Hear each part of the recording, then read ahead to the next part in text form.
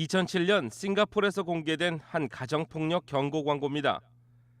남편의 입에서 나오는 주먹이 아내를 강타하고 있습니다. 그만큼 심각성이 대두되는 가정폭력. 매맞는 아내로 대변되던 한국 가정의 폭력과 폭행들이 현대사회에서는 그 양상이 달라지고 있습니다. 첫째가 가정폭력이 이제 더 이상은 여자가 일방적으로 맞는 거가 아니라는 거. 그거는 뚜렷이 실제 사례에서 많이 발생하고 있습니다. 그다음에 두 번째, 그 피해자 입장에서 많이 가정폭력에 대한 홍보, 교육이 많이 되어 있다 보니까 예전처럼 막 숨어서 맞고 이런 것보다는 가정폭력이 생기면 911을 눌러라. 경찰에 신고해라. 이런 것들이 굉장히 많이 홍보되어 있어요. 그래서 그거가 가정폭력을 이제 방지하고 그다음에 차원을 좀 위험 수위를 낮추자. 그게 원래 목적이었을 텐데 실제로 가정폭력 없었는데 과장된 보도, 과장된 신고가 들어가는 것도 또 하나의 트렌드라고 볼 수가 있습니다. 남편들의 입장에서 폭행당한 사실을 누군가와 공유한다는 것은 매우 어려운 일이라는 것이 관계자들의 전언입니다.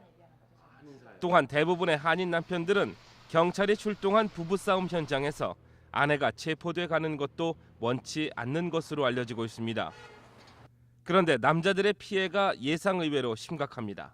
남성 피해 그 가정폭력도 여자들이 당하는 것만큼 상처를 많이 입고 특히 옷 속으로 멍이 들거나 그다음에 피멍이 드는 그런 경우는 흔히 많이 있습니다.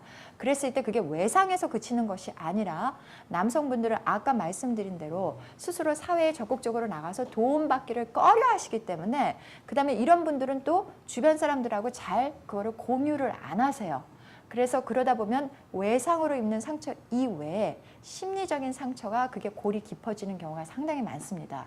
그러면 그 심리적인 상처라는 것이 본인한테서만 끝나는 것이 아니고 그 레벨이 심하면 심할수록 그다음에 반복이 되면 반복이 될수록 어떤 다른 걸로 이걸 풀어야 되니까 또 음주를 많이 하시게 되는 거고 그다음에 그것이 또 극단적으로 뭐 도박이라든지 해서는 안 되는 다른 분야 쪽으로 이 사람도 또 어떤 스트레스에 발산을 안 할 수가 없는 거죠. 여성의 경우 아무래도 법적인 보호를 받기가 남편들보다는 수월해 보입니다.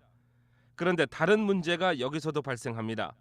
고의적으로 남편의 폭행을 유도하거나 아예 모든 것을 덮어씌우는 등 악용 사례도 빈번합니다. 현대 가정폭력의 또 하나의 유형은 바로 개인정보 누출로 인한 심한 다툼입니다.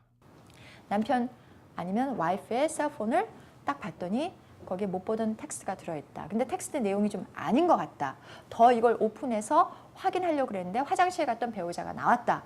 배우자는 너무 놀래가지고 서로 그 셀폰을 뺏겠다. 왜 이러냐. 붙잡고 늘어지게 되죠. 그리고 셀폰 하나를 가지고 한 사람은 있는 힘을 다해서 뺏으려 하고 다른 한 사람은 있는 힘을 다해서 그걸 방어하려 하다 보면은 physically 긁히고 멍이 드는 거는 쉽게 발생합니다. 거기에서 서로의 손을 잡아야 되기 때문에 그것도 살짝 잡는 힘이 아니기 때문에 셀폰으로 인한 도메스틱 바이런스가 참 많이 일어납니다. 그리고 이제 정 안 될 때는 그 손을 잡기 위해서 다른 신체 부위를 또 잡아야 되는 거고 이게 점점 번지게 돼요. 그 다음에 또 잡아서 보는 거를 뺏어가지고 던질래니 셀폰을 던지는 거는 말할 것도 없거니와 주변에 있는 물건까지 같이 던지게 되는 이것이 흔히 발생하는 요즘 트렌드의 가정폭력 사례입니다. 그렇다면 가정폭력을 대처하는 가장 최선의 방법은 무엇일까? 각계 전문가들은 역시 일단 그 자리를 피하라고 권합니다. 너무 뜨거워진 감정으로는 합의점을 찾기는커녕 더욱 악화시킬 수 있기 때문에 일단 싸움에서 떨어져 진정시킬 필요가 있는 것입니다. 가장 중요한 것은 본인의 심리 상태입니다.